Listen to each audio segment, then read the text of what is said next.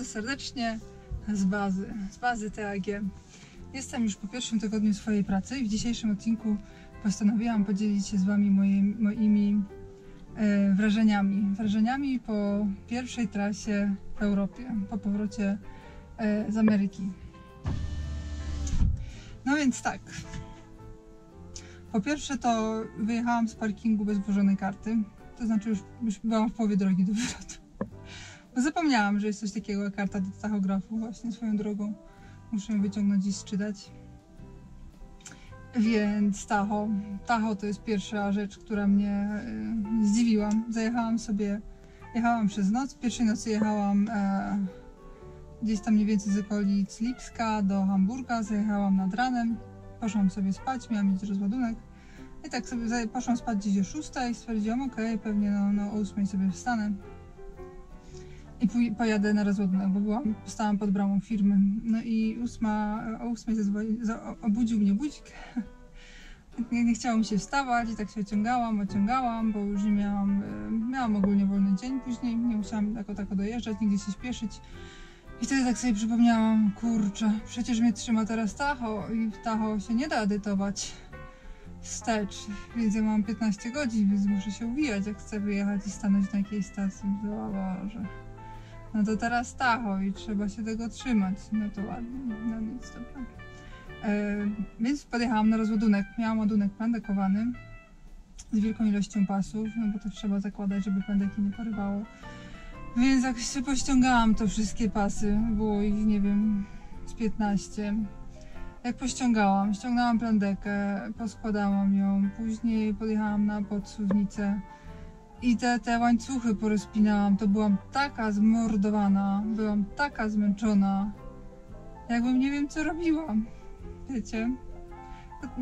To też jest kwestia tego, że że byłam ogólnie od rana już zmęczona poprzedniego dnia, później jechałam i tak dalej. No ale okej, pojechałam sobie na stację, na Autohowa pod Bremerhaven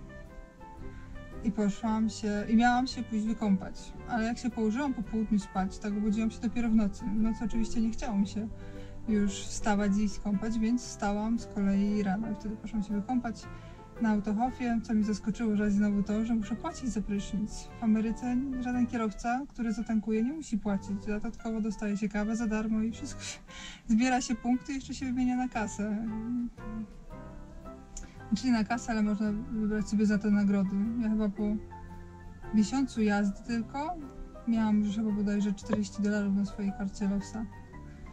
Więc wow, nie dość, że muszę płacić za prysznic, to dodatkowo prysznic był czysty, wyjątkowo był czysty, jak na warunki europejskie. Ale oprócz tego, że drzwi się rozlatywały i się nie przesuwały, tylko się o tak przekładały. To zaś znowu takie, wiecie, zaskoczenia, to tak było. Ta strona taka właśnie socjalna, te wszystkie prysznice, zaplecze takie higieniczne dla kierowców w Ameryce jest jednak czymś nie do porównania i u nas w całej Europie to leży, nie tylko w Niemczech. W Polsce to są akurat jeszcze, jest bardzo dużo nowych rzeczy, nowych stacji, nowych restauracji, gdzie są prysznice, więc w Polsce myślę, że pod tym względem mamy dobrze. Aczkolwiek tak naprawdę też mało po Polsce jeździłam i to nie będę się tego wypowiadać. Ale na tyle, co jeździłam po Francji, Hiszpanii, Belgiach i po tych wszystkich krajach zachodnich, to mamy masakrę. Naprawdę w Europie mamy masakrę. Jeżeli chodzi o prysznice, nie dość, że się za to płaci, to dodatkowo są sprzątane raz na kilka razy w ciągu dnia, raz po kilku kierowcach, jak się wykąpię, więc zawsze jest po prostu masakra.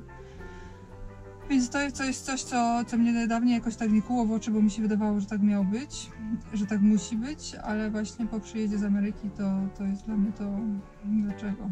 Dlaczego tak ma być? Tak wcale nie musi być. Ale dobra, kolejna rzecz, pojechałam sobie na załadunek. Na załadunku było wszystko ok, załadowałam tą skrzynię, no oprócz tego, że kilka godzin czekałam, no ale w Ameryce tak samo się nieraz czeka kilka godzin. Więc transport pod tym względem jest taki sam wszędzie, bym powiedziała. I załadowałam się i gdzieś tam musiałam stać obok firmy, bo miałam wysokość, więc musiałam jechać na zezwoleniu, nie można było nigdy mi wjechać poza firmę. Z tej ulicy, z adresu, który był wpisany w zezwoleniu, bo później miałam lecieć wieczorem z pilotem. No i teraz przejdźmy do jazdy, do samej jazdy. I tutaj powiem coś takiego. No jestem ciekawa bardzo, jak do tego się teraz kierowcy amerykańscy odniosą. Bo kierowcy amerykańscy ogólnie tak troszeczkę się podśmiewają się z tego.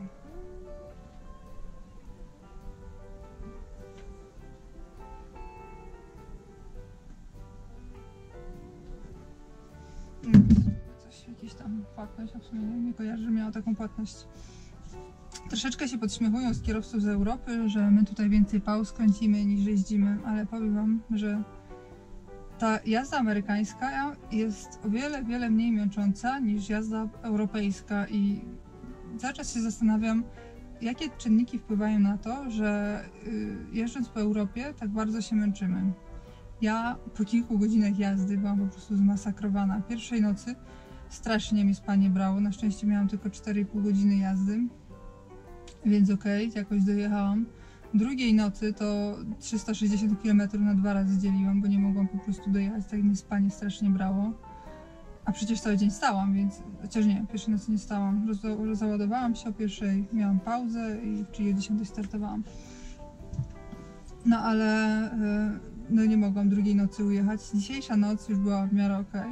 Tak nastawałam na granicy na tankowanie, zjadłam sobie i pojechałam i już było w miarę okej, ale też już po 5 rano zaczęło mnie brać spanie. Ale ta jazda jest tak strasznie męcząca. Nie wiem, czy to jest to wielkie natężenie ruchu, które mamy w Europie nieprawdopodobnie wyższe niż w Ameryce, przynajmniej w tych miejscach, gdzie ja jeździłam. Bo przecież ciężarówki są tak samo wygodne, albo i nawet bardziej. Ta ciężarówka w ogóle ma też przecież dodatkowe systemy bezpieczeństwa, typu, wiecie, daje mi sygnał, jak przekraczam linię, czy ktoś jest w moim martwym punkcie, czy wyhamowuje mnie.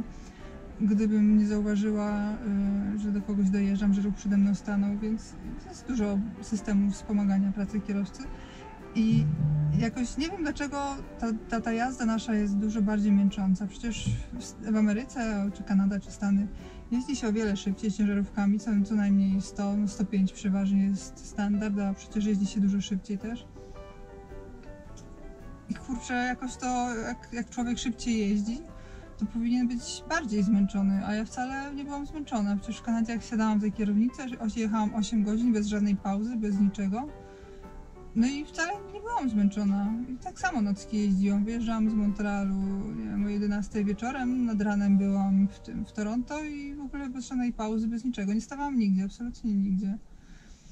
Wstawałam i było okej, więc nie wiem, co jest takiego u nas, że no kurczę, jeździ się wolniej. Nie wiem, czy ta jazda po prostu nie jest troszeczkę bardziej mozolna i przez to człowiek taki jest gotowy, ma taką gotowość, żeby zrobić pracę szybciej, a to tak wszystko go spowalnia i tak w końcu jest taki zmęczony. Nie wiem, czy to jest to, czy to ten ruch, czy te wszystkie, nie wiem, zakazy na drodze. W ogóle jadę sobie w nocy, zakaz wyświetli wyprzedzania dla ciężarówek, no to dobra, to się wlekę za kimś tam. Nie było żadnego odwołania, patrzę, już zaczęli mnie wyprzedzać, to znaczy pewnie było, tylko ja przeoczyłam, myślę, zakazy wyprzedzania, było coś takiego, o Jezu. Ale tu jest inaczej. Jest bardzo inaczej w Europie. No. Mamy tutaj wiele, wiele trudniej. Jest tak jakby, widzę wiele przeszkód. Małych przeszkód, ale takie, które wiecie, zbierają się ze wszystkim razem i człowiek jest bardziej zmęczony, więc kierowca europejski, który jedzie do Ameryki, to widzi wszystko łatwo, nie? Że to jest ułatwione, to jest ułatwione. Wszystko jest ułatwione, wszystko jest pod kierowcę, żeby tylko siadł i jechał. Ale kierowca, powiem wam, z Ameryki, jakby przyjechał do Europy, to by chyba sobie wszystkie włosy z głowy wyrwał. I by miał dość, myślę, że po południu, no dobra, dzień, dwa i miałby dość tych wszystkich zakazów, przepisów i takich różnych rzeczy. Parkingi zapełnione u nas już na wlotach, no ale w Ameryce tak samo niektóre parkingi są zapełnione. No. Ja po Stanach mało jeździłam ciężarówką, więc no, na tyle ile jeździłam, no to nieraz było rzeczywiście ciasno, ale zawsze mi się gdzieś tam udawało zaparkować. No, ale jestem pewna, że też są takie parkingi jak u nas, że już na pasach zjazdowych jest wszystko zatkane. No, ale to było bardzo ciekawe ten pierwszy tydzień. tyle rzeczy, które były dla mnie wcześniej normalne, teraz były zaskoczeniem. To znaczy nie, że zaskoczeniem, tylko byłam sama zaskoczona sobą, jak na to reaguję. Widzicie takie rzeczy, człowiek się szybko przyzwyczaja do dobrego i to, że w Ameryce, nie wiem czy widziałam, no chyba gdzieś raz widziałam w jakimś mieście zakaz wyprzedzania dla ciężarówek i człowiek się przyzwyczaja do dobrego, a później to takie dziwne, że tu mu każą zwalniać, albo tutaj jakaś inna prędkość dla ciężarówek, dla osobówek, takim, no ale jak to tak, no.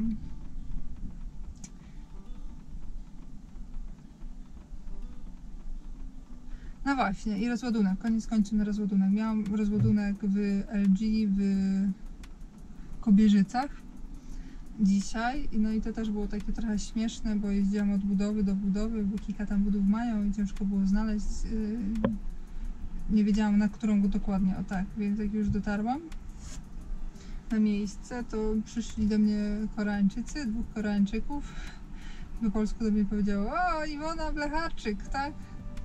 YouTuber. Ja tak, a możemy zdjęcie z tobą. Oni mi podpisywali dokumenty, więc to było takie śmieszne, że właśnie ludzie z Korei znają mnie tutaj. To raz, a druga sprawa to było też takie śmieszne, że zajechałam na ten plac, gdzie rozładowywali, to tak nagle miałam 4 pasy na ładunku. To nagle już było 3 gości rozpinało te 3 pasy, ja 4 rozpinałam i w zasadzie to było takie dziwne. Oni byli tak podekscytowani tym, że kobieta przyjechała na budowę, że przychodzili sobie ze mnie zdjęcia robić i to nie kwestia było tego, że mnie znali, tylko po prostu, że kobieta przyjechała ciężarówką, no i jak mi się jeździ, jak praca i tak. I to też jest takie śmieszne, bo w Ameryce też się z tym spotykałam nieraz, że mówi, że rzadko widzą kobiety gdzieś tam w danych regionach, być może w danych pracach, o tak, na ciężarówkach, tak jeździłam na przykład na polach naftowych, no to tylko jedna kobieta tam jeździła. Ale jakoś nikt tak nie reagował w taki sposób właśnie. To było takie, no dla mnie też takie troszeczkę śmieszne, że tak ludzie jeszcze się tutaj bardzo tym ekscytują, że kobiety jeżdżą ciężarówkami. Nie ma w tym nic absolutnie złego, bo tak mówię, że tylko to jest taki sposób, w jaki się ekscytowali. Ale w Ameryce też wszyscy boją się, wręcz panicznie boją się tego, aby kobieta nie posądziła ich o jakiś szowinizm, czy nierówne traktowanie w pracy, czy cokolwiek, więc być może dlatego też tak zawsze normalnie podchodzą do tego wszystkiego. No, dużo się rozgadałam, chyba tyle by tego było. Takie pierwsze wrażenie takie. Ogólnie, jakbym chciała podsumować, to wszystko mnie boli. Od samego wchodzenia i wychodzenia z ciężarówki to wszystko mnie boli. Ramiona, wszystkie mięśnie tutaj, aż do kręgosłupa. Bolą mnie nogi, bolą mnie pośladki, bo no, w amerykańskich ciężarówkach są 2 stopnie i tak powiedzmy, tak są wyprofilowane, więc wchodzi się troszeczkę tak jak po zwykłych schodach. A tutaj jest tak, drabina, to auto jest wysokie, więc cały czas tego... Wszystko mnie boli z samego wchodzenia do auta, więc to było dla mnie śmieszne. No i to, że ta praca jest taka męcząca. Ja sobie pracę na gabarytach zapamiętałam jako miłą i lekką i przyjemną. I ludzie mi mówili czasami nieraz, że to są jakieś, pewnie masz stresy i tak dalej, że musisz być bardzo zmęczona po pracy, bo w ciągu dnia ciężko jest spać, w ciągu nocy musisz jechać. No nie, z takimi wielkimi ładunkami jeździsz, cię to nie stresuje? Nie. A teraz przyjechałam, to powiem wam tak. Tu miałam szerokość, taką głupią szerokość 3,70, co tak wiecie, jednym pasem to niby idzie, żeby nie bruździć ludziom na drodze, ale trzeba się zaglądać, czy gdzieś tam nie ma jakiegoś przemężenia i filaru z prawej strony, gdzie nie będzie za wąsko i trzeba już sobie zająć te 2 pasy, a przecież ten środkowy pas też jest przeważnie zajęty. Do tego później ta wysokość, więc to też było dla mnie coś stresującego. Załadowałam 4,45 i... No właśnie, i tam jadąc z Bremerhaven tutaj na Wrocław, to w większości tam idzie, no ale... No jest już wysoko, nie? Jest już wysoko i tak człowiek wygląda, czy tam przejdzie, czy nie przejdzie, nawet na głupią stację benzynową się zjeżdża, to już się patrzy, a ja w sumie największą wysokość, jaką wiozłam, to było 4,35, bo ja nigdy wysokości nie woziłam jako taka, a tutaj nagle takie 4,50 praktycznie i tak właśnie dobrze, że obniżyłam, bo na początku jak myślałam, że ten Tibet jest troszeczkę jest odpowiednie jak do jazdy i zmierzyliśmy z pilotą, to się okazało, że było 4,50 i to już ta 4,50 to już było takie jeszcze bardziej niebezpieczne, ale obniżyłam, później jechałam tyle z podłogą, no to jest nad ziemią, to jest norma dla teampeterzy, no dla mnie, co ja teampetem nigdy jako tako nie jeździłam i nie wiedziałam jak się go obsługuje, no to było to trochę stresu, więc zderzyło się moje stare, no nie wyobrażenie, ale moja, jak to powiedzieć, tak co zapamiętałam o swojej pracy, z tą rzeczywistością wróciłam z Ameryki i taka jestem sama zaskoczona, że to kurczę dużo więcej nerwów kosztuje, a mi się wydawało, że wcale mnie nerwów nie kosztowało. Dużo więcej energii, dużo więcej siły, wytrzymałości, wszystkiego. Ja kurczę chyba musiałam być tak strasznie zahartowana już na tych gabarytach, że dla mnie to nie było. No oczywiście byłam nieraz zmordowana i zmęczona, bo w ciągu dnia się nie spało, w nocy się jechało i tak dalej, ale bez problemu sobie z tym radziłam. Nie miałam z tym jakiegoś, że ciężkie, stresujące, czy co, jest spracowana, zmęczona, gdzie tam, norma. A teraz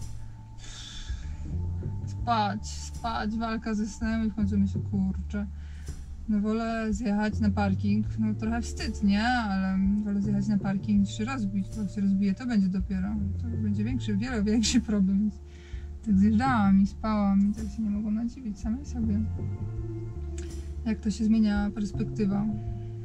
No dobra, byłoby tyle w dzisiejszym odcinku, takie moje pierwsze wrażenia. Dużo rzeczy teraz więcej zauważam. Teraz troszeczkę moje odcinki będą też inaczej wyglądać, bo będę się w nich odnosić, będę mówić być może bardzo podstawowe rzeczy, więc nie złośćcie się na to, że opowiadam wam podstawowe rzeczy, które no, my tutaj z Europy na pewno znamy, ale właśnie wiem, że bardzo dużo ludzi ogląda mnie w Kanadzie, ogląda mnie w Stanach i wiem, że są bardzo ciekawi tych różnych właśnie podstawowych choćby aspektów pracy kierowcy tutaj w Europie, także będę je tutaj poruszać, a w sumie też wiem, że jest bardzo dużo ludzi z Europy, którzy nie są kierowcami i też jakoś tak po prostu lubią pooglądać, jak wygląda czyjaś praca i wejść sobie w jakieś szczegóły, więc w zasadzie takie podstawy pewnie też będą mile widziane dla niektórych. To dobrze, to dziękuję za uwagę i do zobaczenia w następnym odcinku.